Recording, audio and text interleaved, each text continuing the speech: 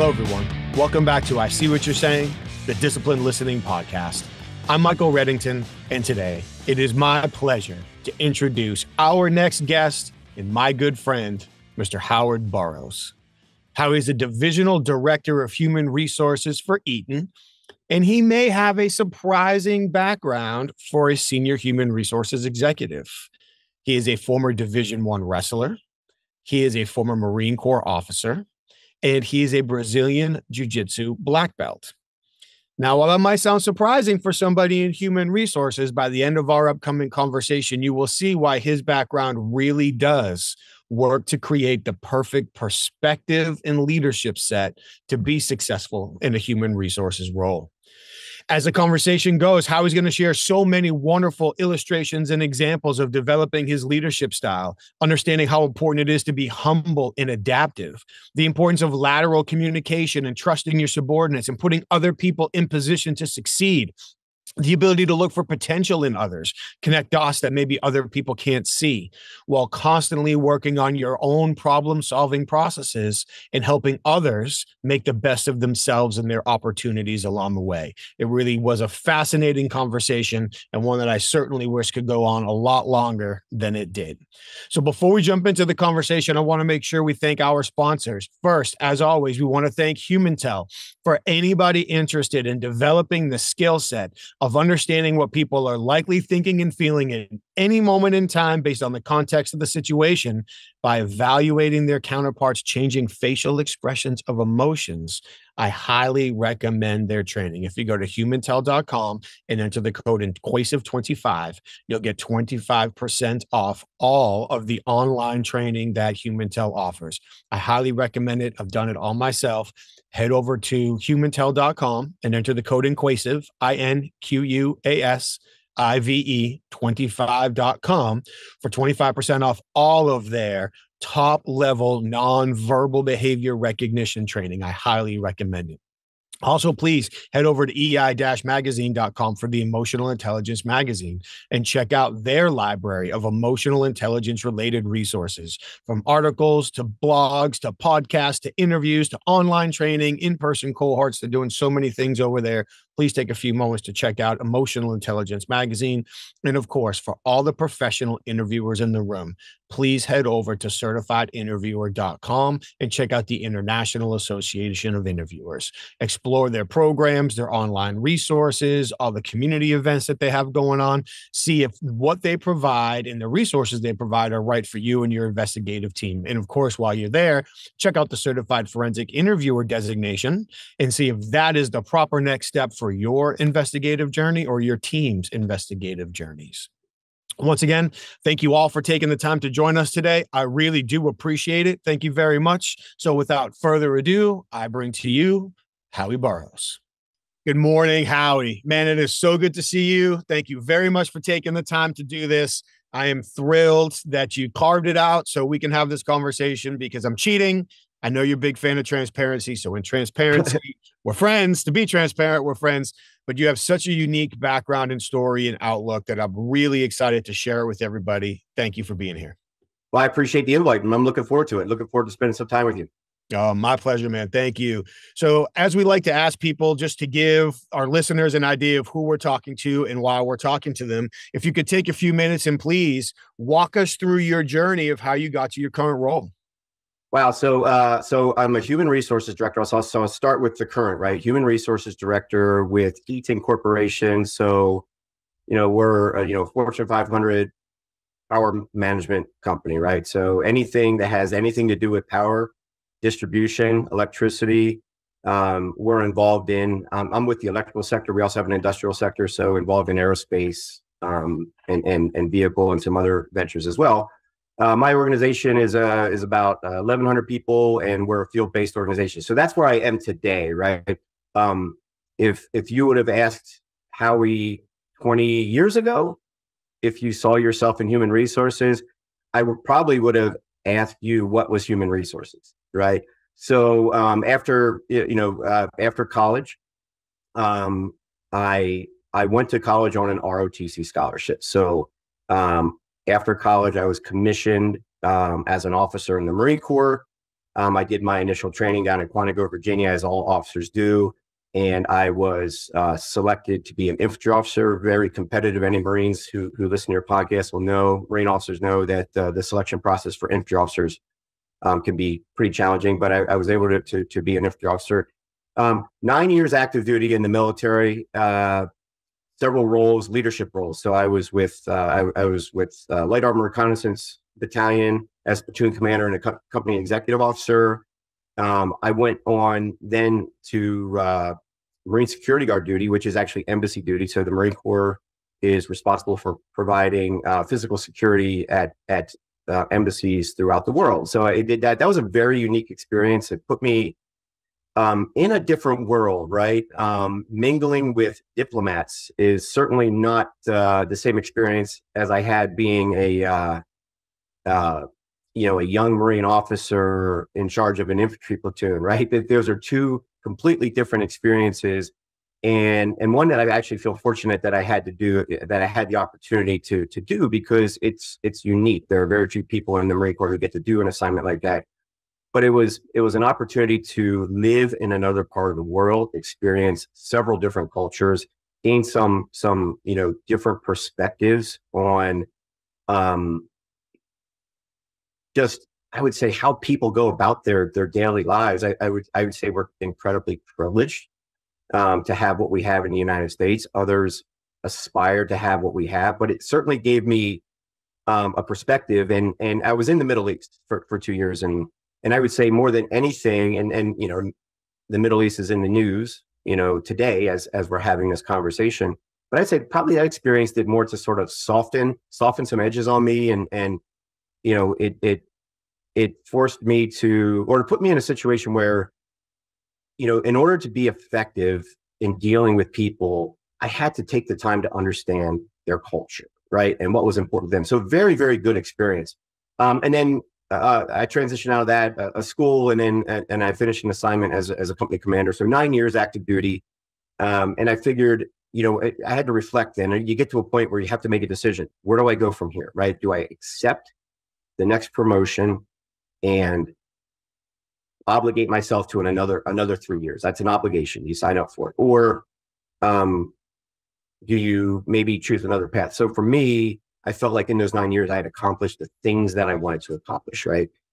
When I first had thoughts of what I thought it meant to be a Marine, that was sort of what I envisioned, being in the field, being in the thick, right? And so I did that. After 9 years, it's going to be a little bit more staff focused. And I realized that with the sacrifices that I made personally, my wife had to make similar sacrifices with me being gone, moving every couple, 3 years, things like that. So I figured now was a good time to transition. And it was one of those, I feel like I'm transitioning at the top of my game, right? Now is the time to step away while I'm enjoying it. And I was enjoying it. So that was a good time to step away. I miss it every day, but I miss what I did, right? Not what I would have done after 9 years, right? So I felt like it was the right time to go. So now I'm faced with, what do I do? Right? I have to get a job. I have to support a family. I have a liberal arts degree. And I have no real hard skill that I bring to the table. I'm not an accountant, right? I'm not an engineer, So what I sold was leadership, right? And the leadership experience that I gained in the Marine Corps is those lessons I still use today. And I think to many people, I think it's a stereotype that's probably exacerbated by movies and, media. In the military, there's an initial indoctrination period where it's, I say, you do, without question. And if you don't follow that, there are consequences. That's early on. That's part of the indoctrination, reshaping the human being, all right, into something that's, in the right mindset for being part of the military. But then everything beyond that is really about buy-in and inspirational leadership and situational leadership. And you can order people to do things, and of course they will do it. I would rather people want to do things. So that's the approach I take, right? And again, I think there's probably stereotypes about military that that's not the way the military operates. It's super rigid. There's no flexibility. If I give you an order, you're expected to follow that order, no questions asked. That is absolutely not the case. I mean, that's kind of the nuclear option in the military, where you get to the point where you're like, I don't care, you're doing it, right? But that's not what motivates people. So I learned that, and I carried that with me. So anyway, so what am I selling? I'm selling leadership. I got myself a job that took me back to Philadelphia, which is, that's I'm from southeastern Pennsylvania, and I was in operations leadership, production supervisor, running a plant on second shift, and then a materials manager, and then it transitioned into a sort of a customer facing role, right? So I got some commercial experience. I had customers that I was responsible for managing, along with a team of service reps, and then it eventually got me a promotion that moved me from Philadelphia up to Syracuse, New York, where I promised my wife we'd be there for no more than 3 years. I think you know this story. It was 12 years before we were able to get out of Syracuse. Excuse me. But a lot of great things happened in Syracuse. All three of my kids were born there. I went through a huge transformation in my personal and professional life, because the role that I had taken out of the military, I'm now five years deep into this with a lot of success and promotion, but the sacrifices were more than I was willing to put on my family, right? And at the time, looking to start a family with my wife. But it was also like 5 years of reflection. Like, I was successful in those 5 years. Why was I successful? Not because I was a smart business person, right? Not because I love spreadsheets and that. It was people. It was building teams. It was helping people develop, seeing people get promoted. And I realized that that's why I was successful. It had nothing to do with how smart I was. I felt like I did a decent job building smart teams, people who are smarter than me. So as I looked at, where I saw my career growing and where I felt like I added the most value, I didn't want to run the business. What I wanted to do was be a business partner to the person who runs the business, be their counsel, be their coach, be their mentor, but also be the person that helps make sure that we're, staying focused on the people part of the business as well, because they have to always be part of the decision. So without any human resources experience, I made a change. I decided 5 years of doing business operations and business leadership, I was going to branch in a different direction. So I became a recruiter, right? And the story I tell is the first professional that I ever placed as a recruiter was me. Because if you looked at my resume, you wouldn't hire me as a recruiter because I don't have any of that experience. But I sold myself, right, as having having abilities that would make somebody successful as a recruiter, right? I had commercial experience. I had people experience. I understood manufacturing. So there are a lot of things I brought. I was hired by them, and I worked for this small company in Syracuse for about 2 years as a recruiter, and I did really well. So well, in fact, that one of my clients wanted to hire me on as a recruiter for them, which I ended up taking that. I kind of missed that bigger environment. So I went in that. So that was the beginning of my HR career. I got hired as a recruiter, where I did that for 8 months before being offered an opportunity to be an HR generalist, which now puts you into that sort of HR track. From there, it was HR generalist to plant HR manager to multi-site HR manager to then getting a promotion, which brought me then down to the Charlotte, North Carolina area where you and I met, to be the HR leader for a different business within Eaton. And now here I am as the HR director. So if I look back on that was 2005, I made that decision. I am glad I made that decision. I am exactly where I feel like I'm supposed to be. Right. And I think the role that I'm in aligns to the strengths, right? I don't want to run the business, but I absolutely want to be a part of the success of the business. And I feel like I can best do that in the role that I'm in now, where I'm serving people versus, trying to run the business. So that was quite a few minutes of how I got to where I am today. But, you know, like I said, I'm exactly where I want to be. Right. And, you know, and even looking at my peers who maybe started their journey sooner, sure. Right. I'm in a different age demographic, but it doesn't matter. Like, I'm doing what I feel like I should be doing, and I'm enjoying doing it. And I think if when somebody says you enjoy what you do, my initial thought is ask my wife, because she felt the side effects of me not enjoying what I was doing. Right. So she sees a difference, but that's because the difference is real. I'm doing what I want to do. I didn't get there instantly. I didn't know. I had to find my way, you know, through a couple of different roles until I finally figured it out. Like, hey, I feel like this is where I can add value, and this is where I'm going to get the most enjoyment. So here I am. That's fantastic. I appreciate you taking the time to share all of that. And I love how the first person you ever placed was yourself. You sold yourself. You created the opportunity for yourself, knowing you. That's clearly not a surprise whatsoever. But I also love how that illustrates, and hopefully people are catching on. I just had somebody ask me this week, with my investigative background, it's pretty common for me to be facilitating a program and have somebody come up to me and say, my daughter's about to graduate college, my son's starting a career, they're interested in fraud investigations, audit, whatever. What should they do to prepare themselves, or where should they start for that career track? And my background is not the same as yours, but it is a winding road. None of it was intentional. It all sort of just led to where I am and what I love to do.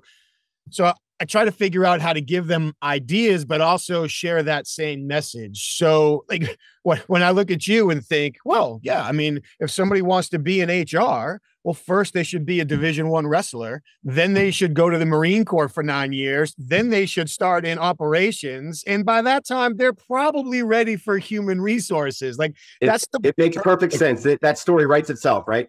Yeah. I mean, that's exactly when you go to see your advisor in college and say, I want to be in HR. That's what they tell you to do.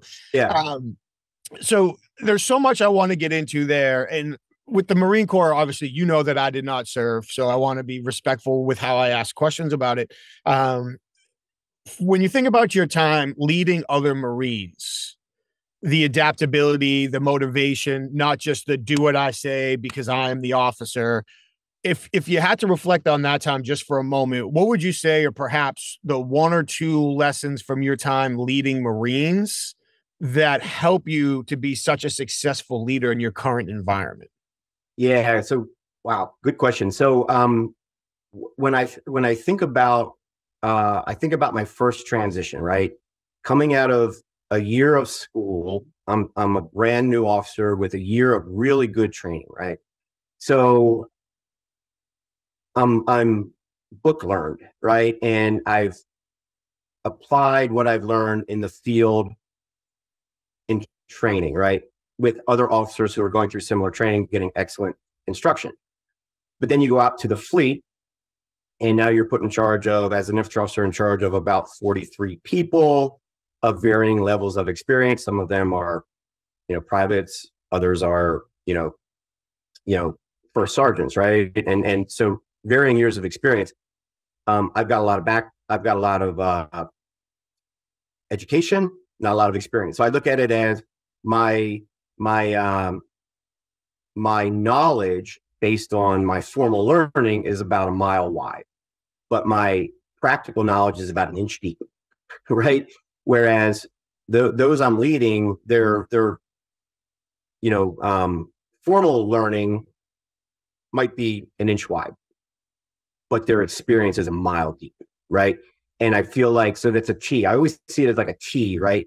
And to me, it's in that intersection where the magic happens, right? Like, you have to let go a little bit. And this is, and I'll give you a specific example of what I mean by that, and how letting go is sometimes the quickest way to advance.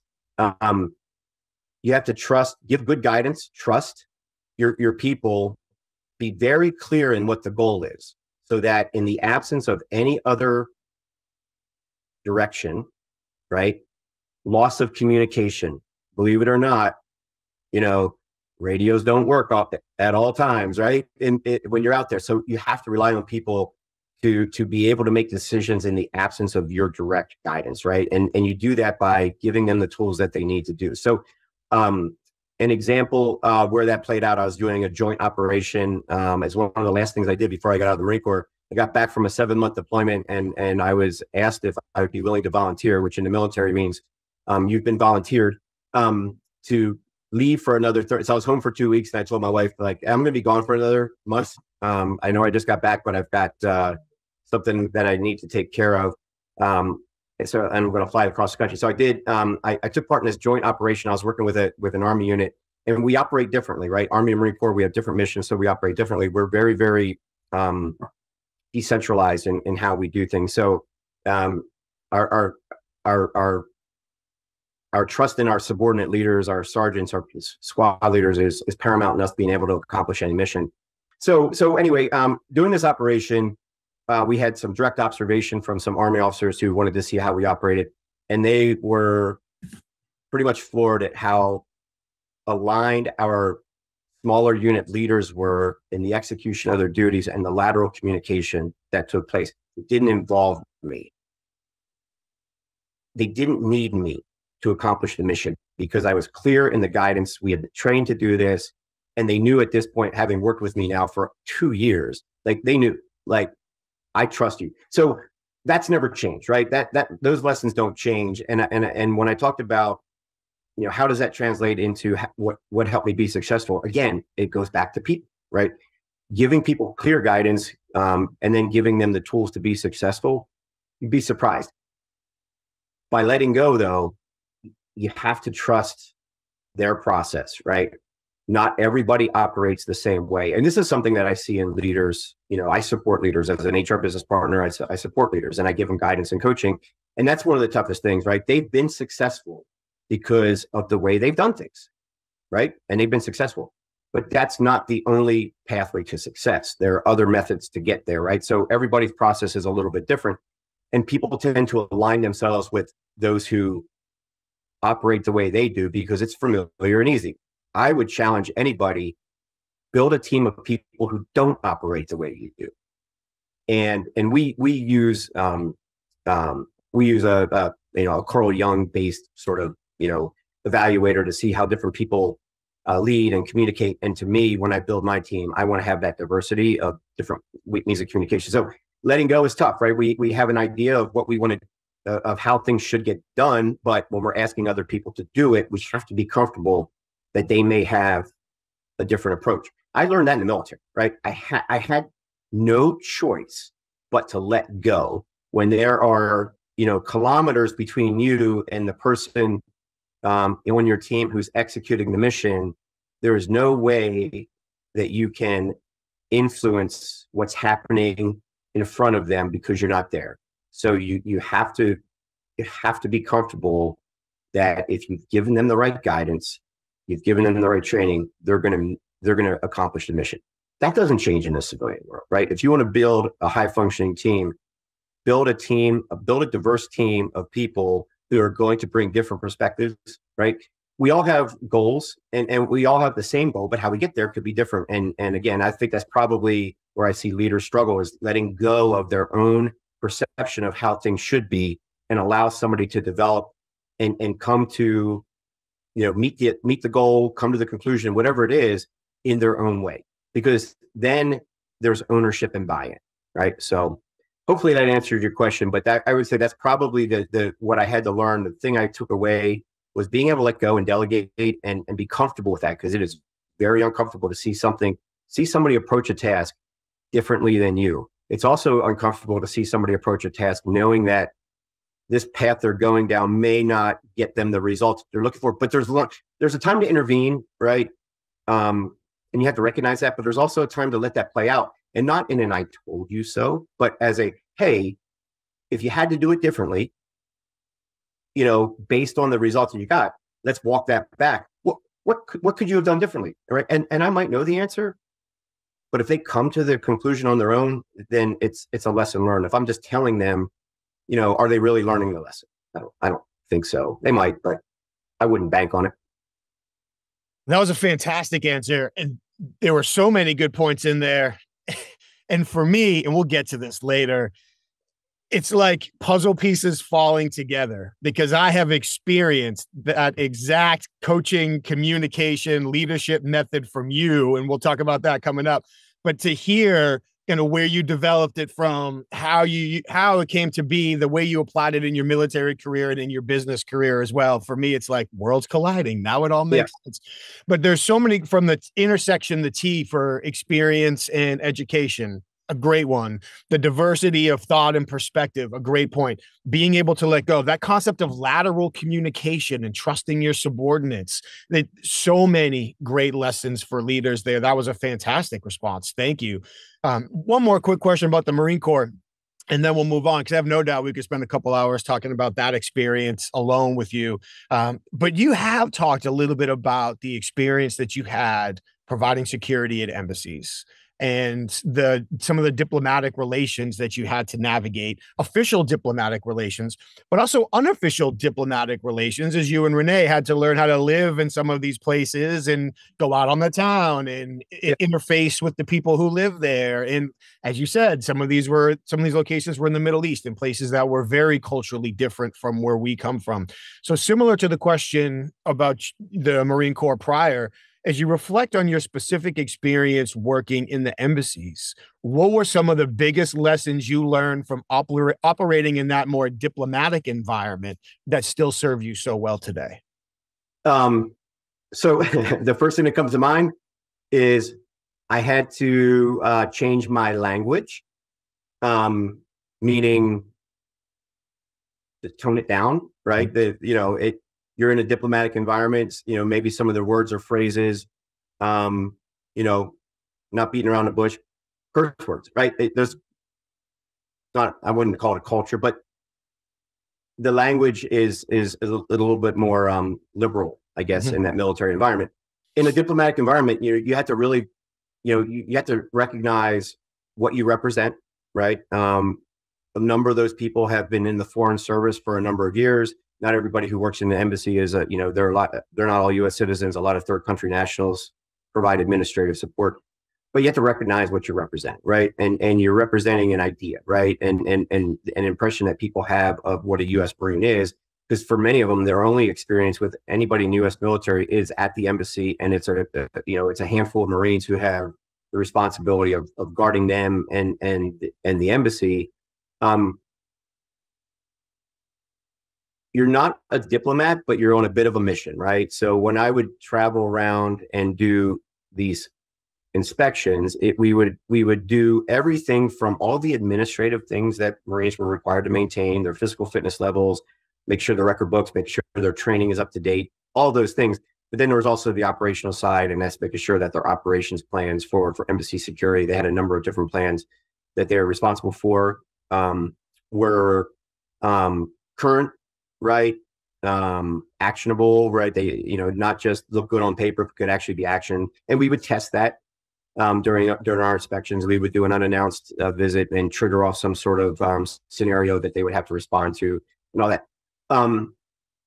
So that was very sort of inward focused on what our mission was as a Marine Corps. But then I would have to turn around and every time I left one of those embassies, I'd have a meeting with either the ambassador or one of his delegates to give them a debrief on how the inspection went, what were some of the areas of opportunity.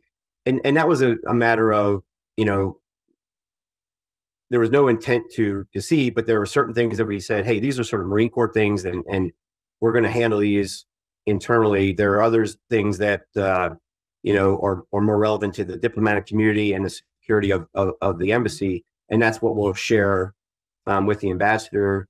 But at the same time, you start to, so that was good. Like we kept, we gave them the information that they needed to know to understand the security level of their MC. And every MC had a regional security officer, so we worked very closely with them. The Marine Corps stuff we sort of kept within the Marine Corps. I'm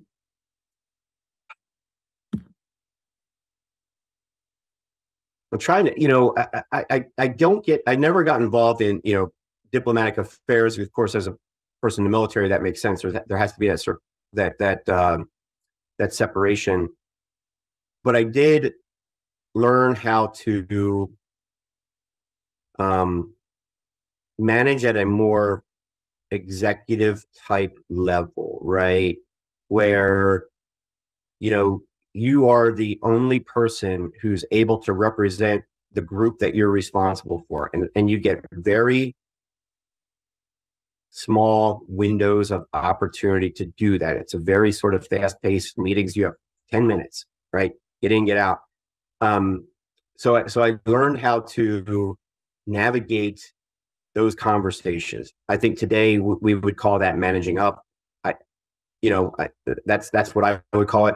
But I learned how to manage those conversations in a productive way. So it wasn't just a report out, but it could be a dialogue, give the information that was necessary, make sure that I was representing my team the best I could. But I tried to take advantage of those short windows of opportunity to either tell my story, make my point, whatever it was. And it couldn't be a long drawn out thing. So I don't know that was a good answer to your question. I'm thinking back on those years. I feel like I'm organizationally savvy in terms of how I manage my interactions with others. And I would say that was probably the first place where I recognized that I needed to do that. I probably have gotten much better at it over time, but I was forced into an uncomfortable situation. And I felt like I came out of that, not a changed person, but just I gained a few more skills, right? Like, okay, now I know how to, when I'm walking into this person's office, I have to recognize quickly what's important to them, what needs to be communicated, and don't encroach on their time. Like, get in and get out, because the second I start encroaching on their time, they're done listening, right? So recognizing that, and I'd say there's some, I don't know, call it politically savvy, organizationally savvy. I think those are important skills to learn. I would agree. And I think that if we, oddly enough, combine the highlights of your previous two answers, that's the perfect background to be successful in human resources. Maybe I'll let you know someday how it goes. But you take the lessons from the first one, experience and education and lateral communication and trusting your subordinates and providing clear guidance, but not specific directions, and the right amount of feedback at the right time for the right person to help them be successful. Now we start talking about being able to read the room and change our language and understand how somebody else needs to be communicated with. And before we started recording, you talked about the importance of adaptability, being able to adapt from situation to situation. Like, really, what I'm hearing are perfect examples and lessons of what it takes to be successful in HR, where you have to manage up, down, and sideways. You have to influence all kinds of people to say and do things that they probably don't want to because they don't immediately satisfy their interests. Right. Understand the risks and different impacts they're having on the organization. You were doing all of that in the Marine Corps of all places before you ever got into your HR career. And for me, selfishly, I'm so glad that those were the answers you provided, because few things grind my gears more than I hear somebody say, well, they're not qualified for this role because they don't have HR experience or they don't have manufacturing experience. Stop. Do they have the core skills and attributes developed somewhere else that can make them successful in this role? And those answers were perfect, man. Yeah. Thank you. And I'll tell you, if I could, like, I see that play out often, right? And the role I'm in now is it's a unique business within my company. My company is mostly manufacturing. I'm not. We're a field-based organization. So we're a bit of an unknown to other parts of the business, and other parts of the business are somewhat unknown. And stepping into this role over 6 years ago, there was a lot of, well, this person's never been in this business, so we're going to pass because they don't have this. We've changed that paradigm. If I'm putting somebody into a leadership role, I'm interested in their ability to lead. Right. And there's no doubt that if they can be a good leader, they'll build a team.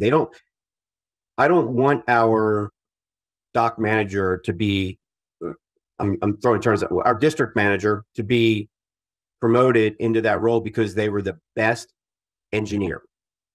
Right. They probably were the best engineer, and that's fantastic. That doesn't translate to being the best leader. Now, that doesn't mean they can't be the best leader, but we have to remember they were trained to be an engineer. We have to train people to be leaders too, right? And once we get somebody into that realm of leadership and they've proven that they can be a good leader, I would bet you that you can put them in almost any situation and they will figure it out. I don't need them to be the best engineer. If they're doing the engineering, then who's leading, right? We've had some, I would say we've had a bit of a paradigm shift in the business that I'm in now for that reason, because I did it. Like I had no business being hired as an HR person, but I did it, right?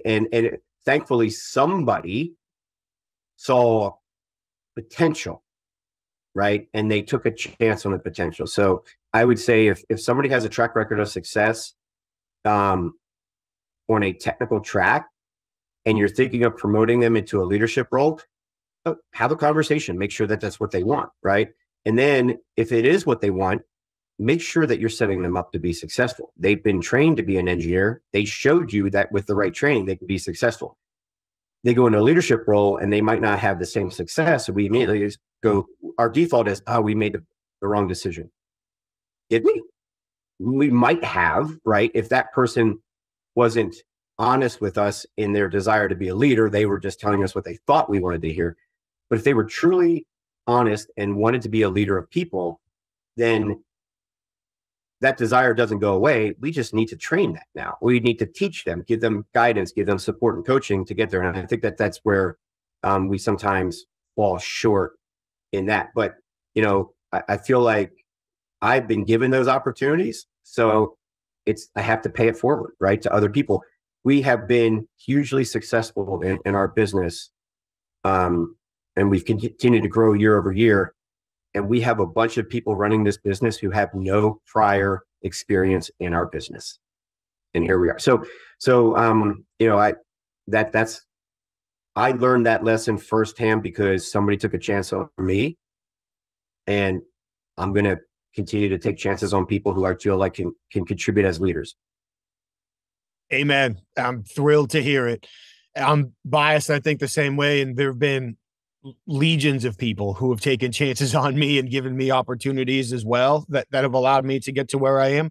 And most people know that my background at one point was in loss prevention. And when I was put forward as a candidate for my first manager position, I was the only one of the 5 candidates that didn't have managerial experience. One of the candidates had worked at this specific facility before.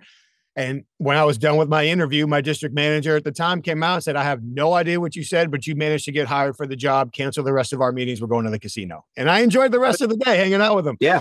But it's that same type of thing, like recognizing somebody's potential versus falling into that check the box mentality, which I think sets up for a great question. And well, of course, I'm going to ask it. Why wouldn't I think it's a great question? So you can tell me. But considering the diversity of your life experience, your leadership experience, all the different people you've interacted with in different situations, with that as the backdrop, from an interviewing standpoint, a candidate interviewing standpoint, a strategic planning standpoint, I just lost the word again. It happens to me all the time. Succession planning. There it is. Succession planning standpoint. That was 2 words that I lost. It can be very easy for people to fall into that sort of rank and file, next man or woman up. This is what we're looking for. So I guess I'll ask 2 questions. One first. How do you work to keep yourself? 1 second. Sorry. Go ahead. You're good. Sorry about that. No, all good, man. How do you work to keep yourself open to listening and identifying new, surprising potential or alternatives with the people you interview? Wow. So, for the positions that I am involved in the interviews for tend to be our sort of top tier leadership positions within my division, right?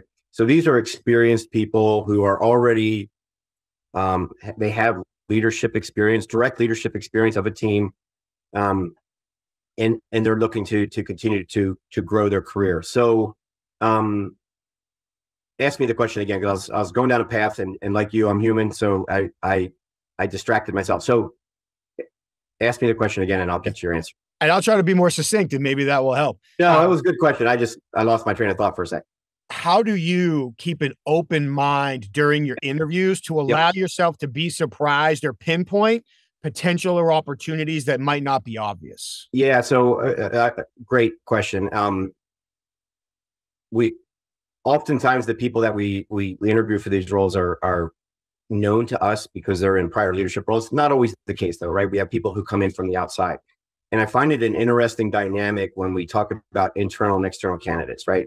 We're able to easily highlight all of the reasons why a person who we know may or may not be a good fit for a role. We're able to easily identify why we think they might be a good fit for a role. We're able to look at their work history, right? And we're able to see the history of their evaluations, right? So we have all of this data to internal candidates that we don't have for external candidates.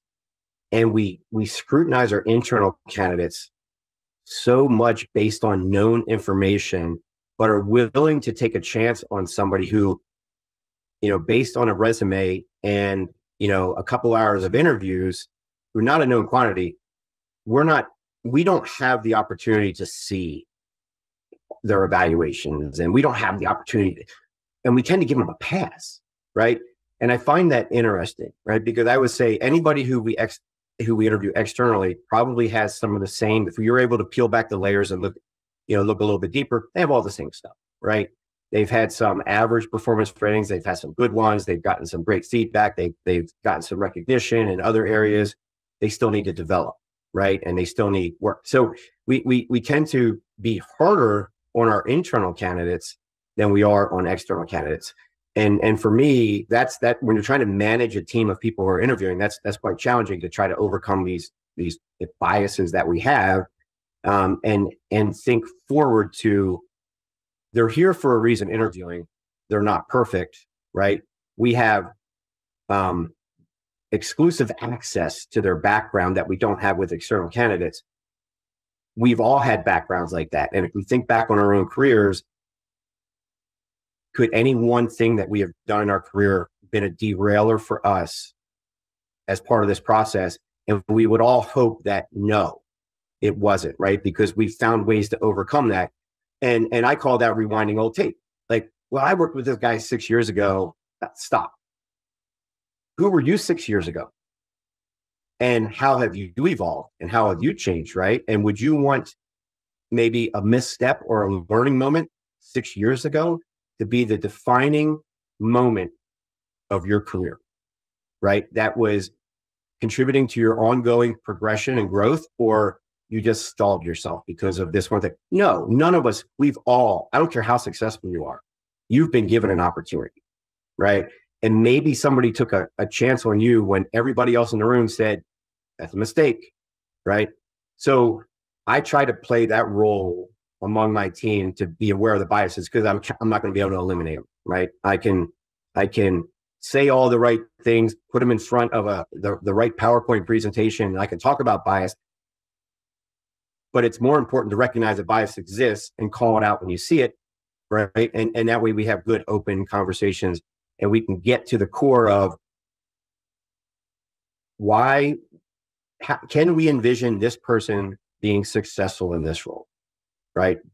And that's where we have to go. So it is tough to park your own biases sometime, and especially previous experience with somebody creates really, really strong connections, right? And a strong bias. So you have to sort of overcome that and look at, what does the person bring to the table? If you take the name off the resume, and you don't put the face with the name, and you just say, okay, based on this person's experience, do you think that they can make a positive contribution in this role? Right. And I'm not looking for perfection. I'm looking for the potential. And it's hard to do. We like to have people who are plug and play, right? I can put this person in here today, and that'll take a certain amount of pain away from me, because I'm the one dealing with this stuff right now. I don't have time to deal with it. So let me just put Howie in this role, because Howie's been really good at that. But if that role is a pathway role to something bigger, I just created probably a blocker now, because I solved a short-term problem, but I didn't create a long-term solution, right? Because what now? I have a person who took it off the plate, but is it making us better as an organization? I don't know. would I rather take a chance and put somebody on there who might need a little bit more coaching and guidance, which does add a little bit of pain? But I'll tell you, that's short-term pain, because once that person is up and running, they're going to take more off your plate than you ever imagined. But we're so sort of short focused on the immediate need of, I've got pain, I need somebody to take that pain away. So they tap out, to use a term, and they just they go with the easy solution, but maybe not the best solution. And that's a hard thing to manage, right? Especially when I'm dealing with managers. I can see the stress of them sort of wearing two hats, and I am empathetic to it, but I remind them that I have, a larger obligation to make sure that we're putting the right people in the right roles for the long-term success of the business. I acknowledge your pain, and it will be there, right? It won't go away immediately, but in the long term, you'll be better off. So that's kind of the role I play.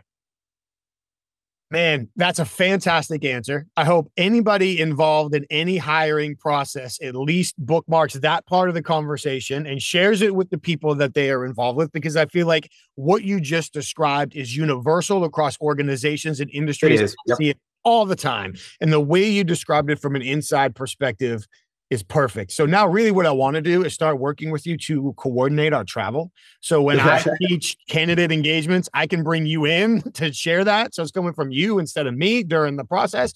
But I'd be happy to. Absolutely spot on. I want to jump on to one thing you said there at the end. When other people have that stress and that frustration and they want the short-term answer, they want what they perceive to be the plug and play, which probably isn't the plug and play they believe it to be. And they're setting expectations that won't be fulfilled, which is another conversation for the day. What techniques or approaches have you been successful with to help other people in the hiring process reframe their perspective and get them to open their mind to these potential possibilities that you're seeing? So you have to understand what their ultimate goal is. I think it's important that you acknowledge, don't dismiss what they're feeling, right? Because they are probably doing two jobs right now. So I want to understand, how they envision this role. And it's more than just, I can put this person in here today and they can take some stuff off my plate. It's if you ask them what their aspirational goals are for their team and their role, I guarantee it's not about, I just need somebody to take the pain away from me. No, they'll tell you a story of what they're looking for and how they see the organization growing and what type of person is going to be, what types of skills, what type of person is going to be key in that growth. It's not the person that they want to put in a role, right? They're taking the pain away. So acknowledging that what they feel is real is important. You can't dismiss it. We've all been there. We've all done it. And even saying that doesn't help them feel better. That's just my experience. Like, yeah, I've been there, done that. I've worn two hats. Suck it up. I did, but again, it's not their experience. They don't care about my experience. They care about what's in front of them right now and taking it away. So I want to make sure that they keep their eyes on what the longer term goal is. How I would manage that conversation is, yes, absolutely. This person can bring immediate value, right? And they can solve some immediate problems that you have. But in the long term, are they the right person who's going to help you achieve your more strategic goals? They're known as a doer and they get things done, and we value that. But are they part of the larger leadership plan in driving growth in the organization? Do they have that skill set? And if the answer is no, I would never allow them to be a leader of people. They're great at managing projects. They're good at dealing with customers, but I wouldn't. Okay. So in terms of succession planning, this person then would not be able to backfill you. No. Okay. Long term, that impacts maybe your ability to get promoted because you don't have everybody. So let's think long term. This person, if you look at our job description and what we require, they have a lot of it. They don't have all of it. They have a lot of it. They might be a little bit less experienced in the doing, right? But there's a potential that exists with that person that doesn't necessarily exist with the person who solved your immediate problem, right? And in order to do what's right by the organization, right, we need to be able to put people into roles that are pathway roles to other things, right? And that's helping with career growth. those are tough conversations. They get it, right? They understand it. That's what they want. Find other ways to help relieve pain. Is there anything else we can do in the short term that you think could take some of this off your plate? Because at the end of the day, I don't want that on their plate, because they're so inwardly focused now that they're not able to, do what our boss needs them to do, right? Because they're focusing on other things. So I don't want them to be in that situation for long term, but it becomes a revolving door of, let me get this person in there a couple, a year or two, and we move on, and we do it again and again and again. It's, rinse and repeat, and it doesn't make us better as an organization. So I feel like we need to, that conversation to me is more about, what's the long-term plan here? What's our long-term plan, right? The short-term pain, get it. I can't take that away. I will do what I can to help mitigate it. But what I can do is help us be a better organization in the long term. We just have to be able to be willing to take a chance on somebody who's got longer term potential, but might need a little bit more attention now, versus, putting somebody in who takes an immediate pain away, but it's not going to help the organization in the long term. So. Oh, that's a great answer. Thank you. And by the way, that is one of those scenarios where, as the HR business leader for the organization, I could easily step in and say, no, you're not hiring that person. But I don't want to do that, right? Because it doesn't address the need, right? So I could do that, but why should I do that? I would rather that person say, you're right, and then come up with an alternate plan to address maybe some of those immediate needs, so that he can make the right long-term play, or she can make the right long-term play. So I have a lot of those conversations. That's not a surprise to hear. And you're right. You could say, no, you can't do that. And the only reasons, and these are all wrong, of course, to do that generally would be impatience, the need for control, right? So they'd all be self-serving, ego-related for you. And none of that would help build the problem-solving skills, the situational awareness, or the leadership development in the hiring manager or anyone else who works for that hiring manager, based on the decisions they're now being forced to comply with. Yeah, I rarely try to tell anybody what to do, even when I know the answer, right? Because I feel like, if I know the answer, there's a reason why. Well, if I think I know the answer, there's a reason why. I went through a process to sort of get there. And if I feel like it's a good answer or a good solution, I want to bring that other person along. What I oftentimes find when I do that process, it becomes interactive, right? And where I'm bringing them to may not be where we end. We probably end in a better place, because I'm like, it's a lot of questioning, like, here is what I've seen. How do you see that? And is that an issue? And if you think it's an issue, how would you approach it? Or, and I'm maybe sort of putting them in a bit of a funnel and sort of bringing them into where I'm going. But along the way, I might have some revelation, like, oh, they just brought up something I hadn't thought about. But at that point, like, because it's been an interactive conversation, it is not an attack on my ego, right? They didn't know that they changed my mind on anything, because I didn't tell them what I thought. I just told them that, I have an idea of what I'm thinking. I want to bring them along, but they don't know exactly where the end point is. So if we end up in a different end point because they changed my mind, that's not an attack on my ego, right? That's like, hey, I think we came to the right conclusion together. There's buy-in on it. So it takes time. And I think where we don't give that enough time to mature those conversations, because we don't have time. Time is like the one resource that nobody ever has, right? We're always on somebody else's schedule. But to do those things, it does take a little bit longer. But again, I'm a big believer. Time spent now is time saved later. Amen. You got to invest time to save time. Yeah. The easiest thing I can do is say, Mike, here's what we're changing this whole process today. Here's what the new process looks like. Here you go. Here's the documentation. Make it happen. You may or may not.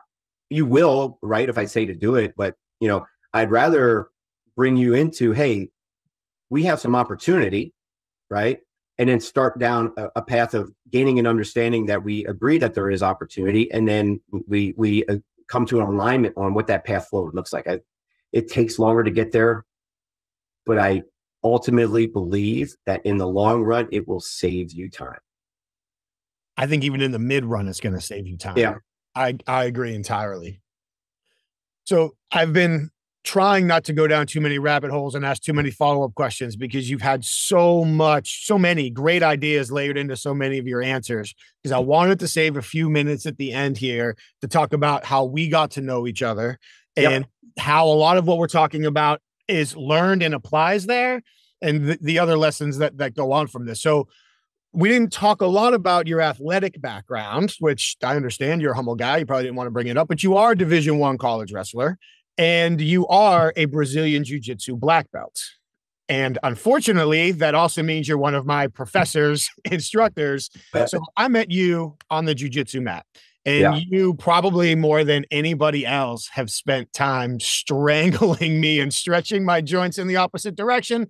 So if anybody listening to this has ever thought to themselves, I really wish somebody would choke Mike to the brink of consciousness, make no mistake, Howie has done it more times than I can count. And I want people to know, by the way, Mike, that we have a unique relationship. We give each other 100% authority to go hard with each other, right? And I appreciate it that there are a couple of folks that I feel comfortable like just going full on, like we're just going at it. You're one of them, so I appreciate it, because there's a lot of learning that takes place with that. There is, and I'm honestly grateful for that as you as well, because although I typically am on the nail end of the hammer and nail relationship in those, I am learning a lot. There's obviously some respect that's conveyed there. And it's nice to be able to have that freedom to do that with you without having the fear of repercussions, because there I think the word sorry for interrupting. I think the word I was looking for was permission. Yes. We've given each other permission to beat on each other pretty well. People outside of this world don't get what we're talking about right now, but it's fun. So yeah, go ahead. Let's talk a little bit about that. We beat the hell out of each other. That's a fact. It's funny. So I will sometimes come home from like an open mat or a night where we stay and roll a little extra, and my face will be all marked up. And literally Brooke will look at me and say, "You and Howie?" Yeah. Like, those are the best times. Those are the best times. They really are. So I'm eventually going to have a conversation on this podcast with my wife. She's also a chief human resources officer, and the three of us have had many business related conversations as well. But I would not have gone back to jiu-jitsu without my wife basically forcing me to do it. And as a result, we wouldn't have our relationship and so on. But with a couple of minutes that we have left, I would love for you to share your thoughts on the leadership lessons and the communication lessons that we all derive from that jiu-jitsu training experience together. Yeah, boy. It's hard to talk, in a couple of minutes, talk about something that has transformed your life. Right. So I'm from Pennsylvania, and Pennsylvania, if you know anything about wrestling, produces really high level wrestlers. Right. Like I was interested at an early age, but through a series of just, life things going on, I didn't really get a chance to start wrestling until about 6th grade, right? Where when I went to Milton Hershey School, that could be a whole nother topic, but put it out there, mhs.org, if you were interested and you want to learn about this phenomenal school in Pennsylvania. But I got involved in wrestling, and it was not easy at all. I was getting my butt beat daily, but it was something I just felt like, I every day I just wanted to come back, and I didn't. I had moments where I was like, "Oh my goodness, I'm horrible at this. I'm getting beat." Like I cried as like a 6th or 7th grader. You're like, "Oh my goodness, like this is hard." But I stuck with it, and eventually I got better at it. So I will say that I was a good enough high school wrestler to wrestle on an average Division I wrestling team and be an average Division I wrestler. And I would say an average Division I wrestler puts you up there pretty high on, in terms of wrestling. And I was always passionate about it. I didn't have people who sort of pushed me in that direction to make me do it, but I was passionate about it. And, I would say the one moment in college where early on I was trying to balance college now and wrestling, and it was just really, really hard. I stepped away from wrestling. And I don't think I ever told you this, but I quit. Quitting is not my thing. It lasted about a month. I realized that wrestling wasn't the problem. It was my discipline in managing my time. And I realized that not wrestling gave me more time to waste versus more time to stay focused. So I went back to the wrestling coach. I said, I made a mistake. Will you have me back? Didn't make it easy on me. But I appreciated that he allowed me the opportunity, and I let it all 4 years. Right. Fast forward, you never sort of lose that connection. It's always been a passion of mine, a little bit of combatives in the military, a little bit of coaching post-military. But I even lost a little bit of passion for coaching when I was coaching at the high school level. A lot of politics, dealing with parents, and I'm trying to teach these kids not just wrestling but some life lessons. And it's just not. It wasn't the right time for me, right? So I stepped away. At the age of 42, with my with two very young kids still in diapers and a third one on the way, I thought, what better time to start a new hobby than Brazilian Jiu-Jitsu? So I went to a free seminar, and that was it. I was hooked. And now here it is 13 years later. I'm a black belt in Brazilian Jiu-Jitsu. But I still feel like the day I started, actually better than the day I started, because I get it more, right? It's, these puzzles that you're trying to solve as early in your jiu-jitsu career, if it's a career, those are hard lessons, and you don't even know that it's lessons being learned. But over time, things start to make sense.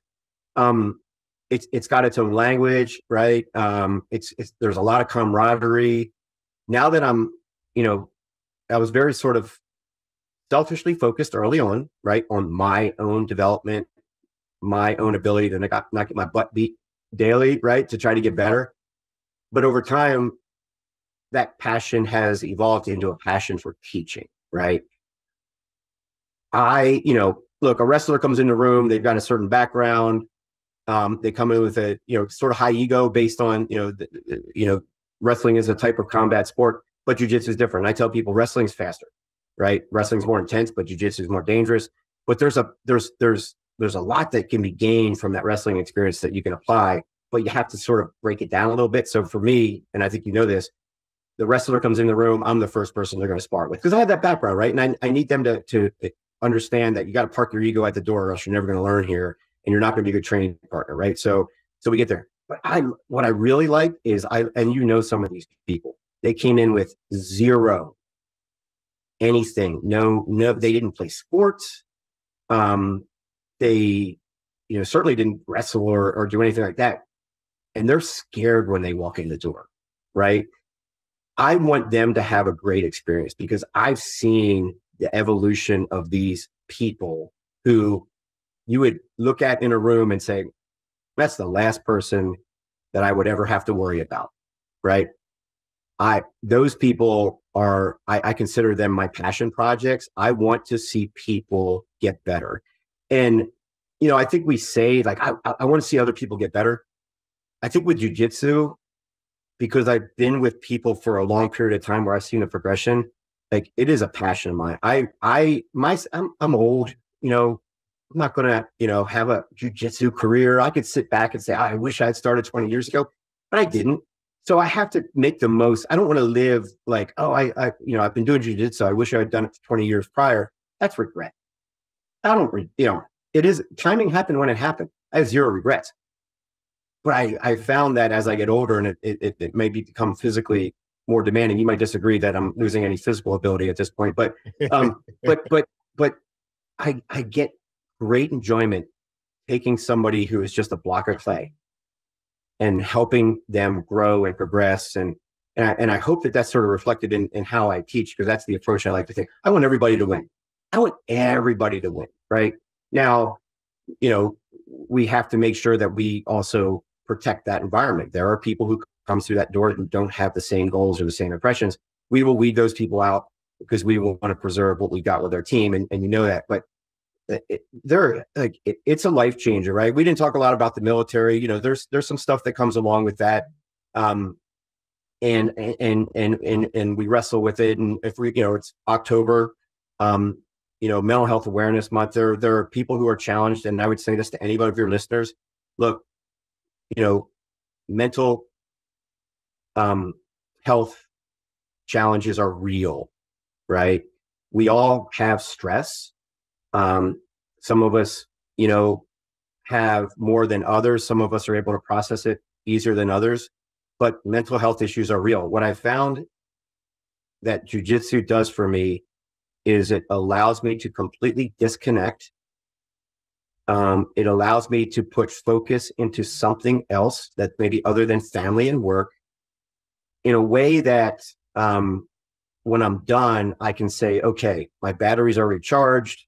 I'm better able to now face these things, right?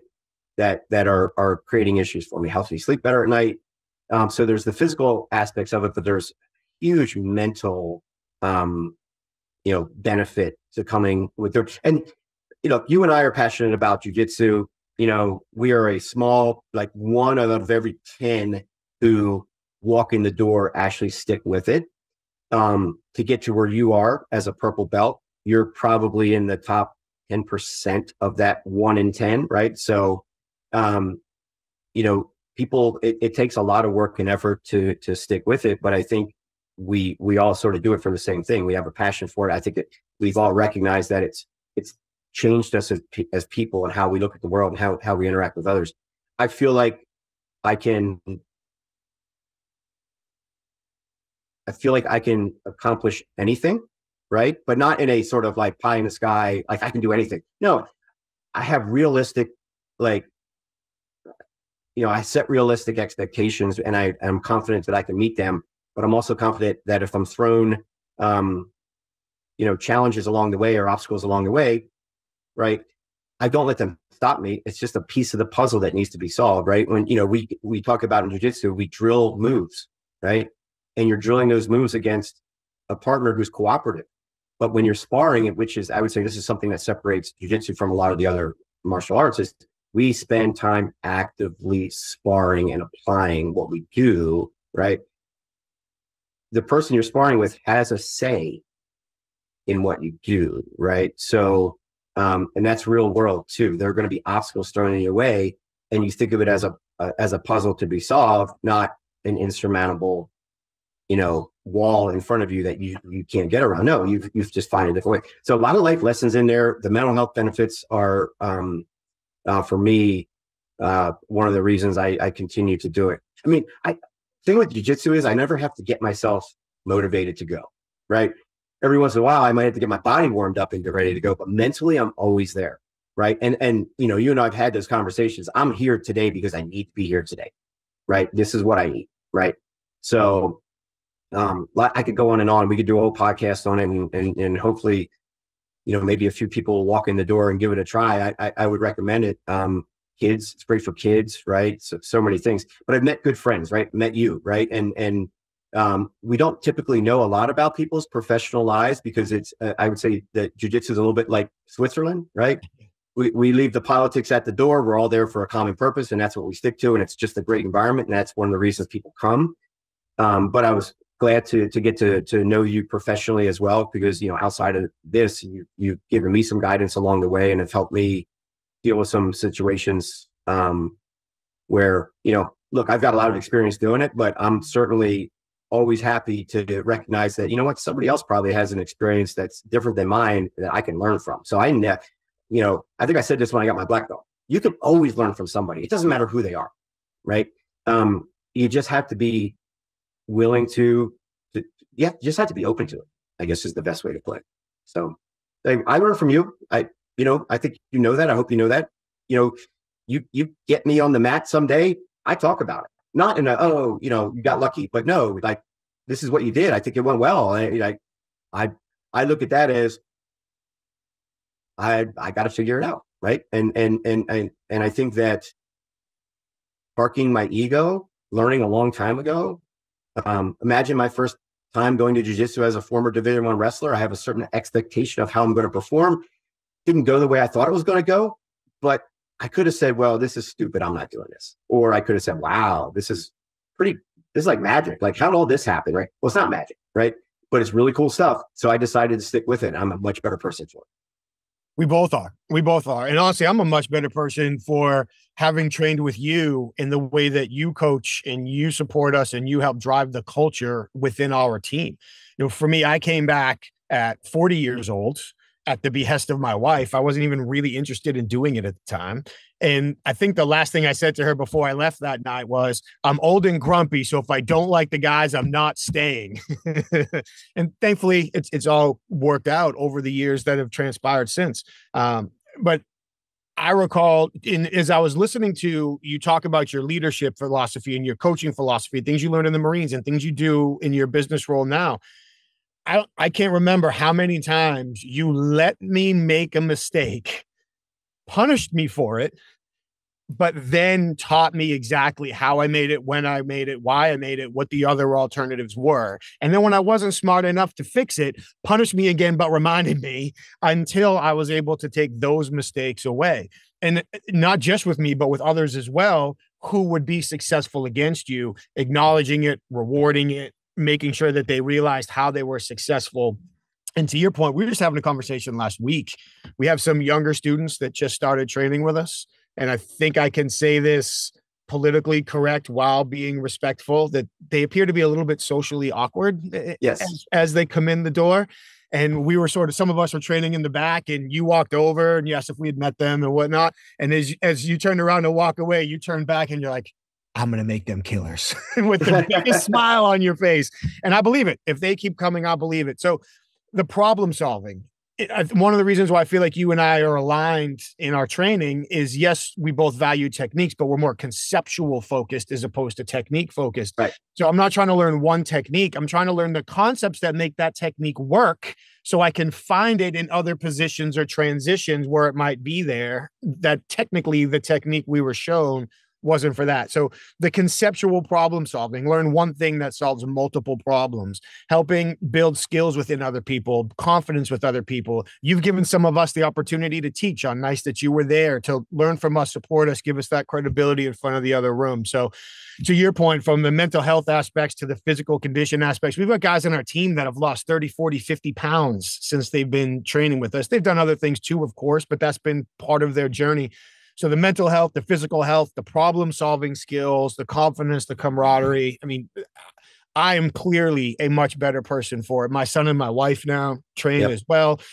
So thank you very much for what you've contributed to that, all the lessons from your life that you give to all of us. And I'll echo you in saying that that's an experience that hopefully other people choose to dedicate themselves to.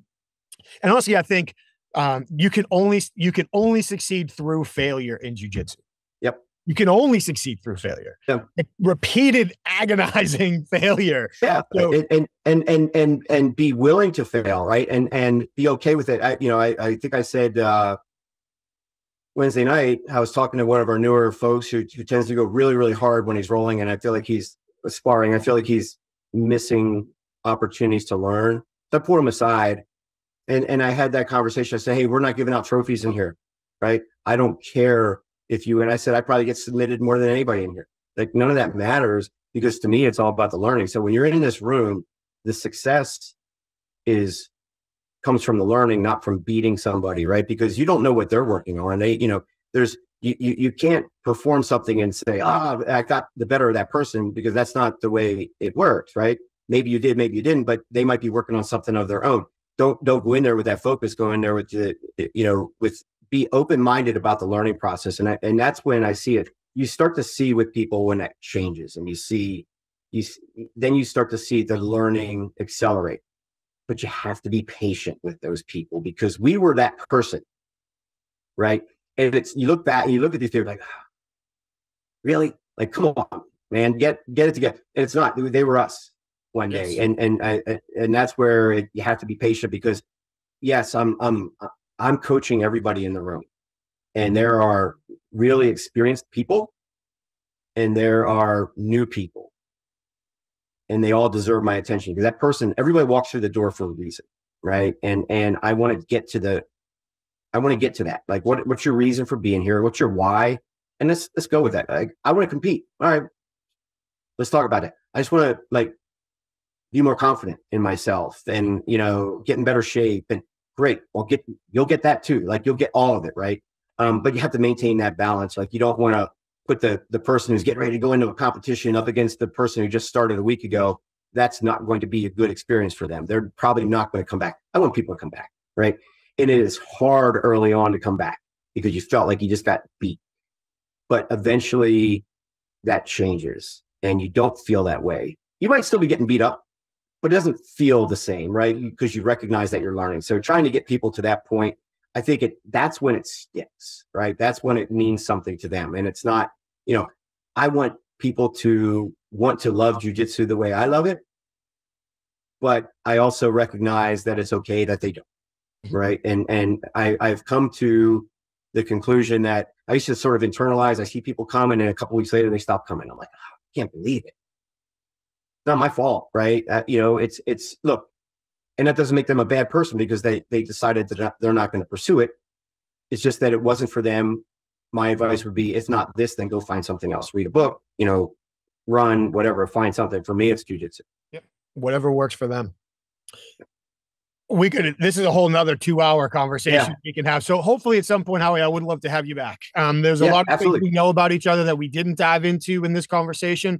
I will absolutely put a link to the Milton Hershey School in the show notes. So if people are curious about what that is, the power and importance of that specific institution, they can certainly go there and research it and learn it. And maybe at another time we can talk a little bit more about that if you want, dive a little bit more into some of the military things and some of the jiu-jitsu things. If you have interest, I'd love to do that.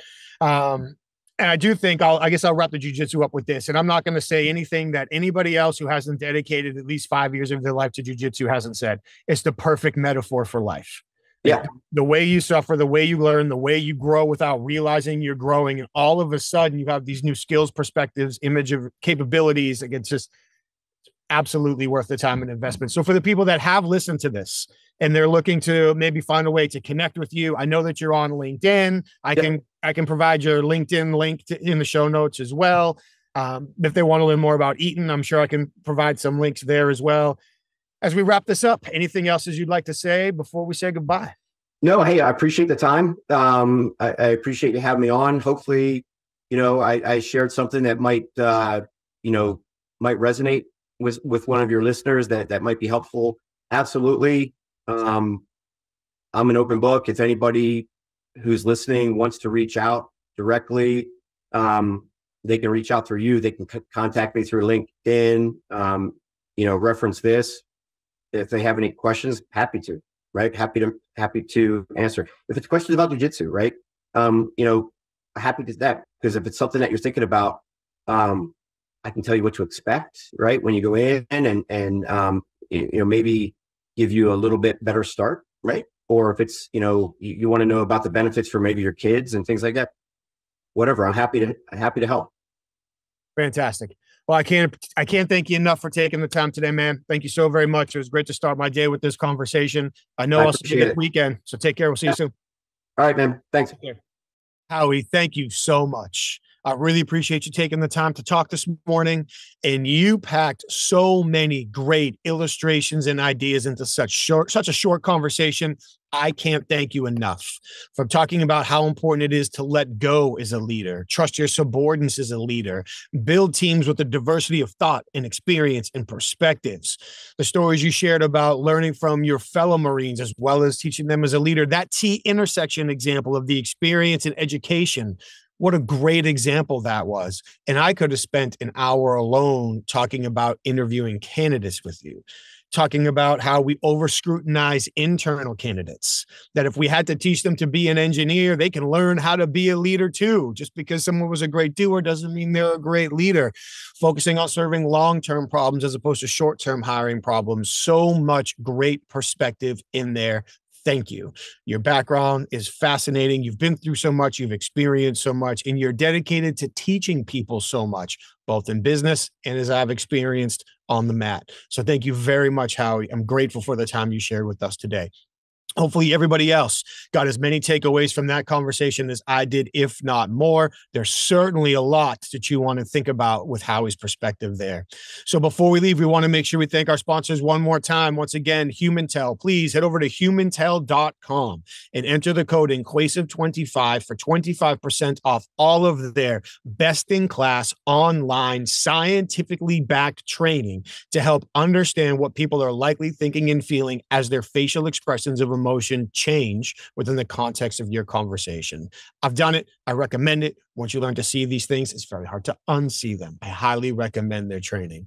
Also, Emotional Intelligence Magazine. Please head over to ei-magazine.com for their in-depth library of emotional intelligence resources, articles, blogs, books, podcasts, interviews, online training, in-person training, and so much more. Satisfy all your emotional intelligence interests over at emotional intelligence or ei-magazine.com. For Emotional Intelligence Magazine.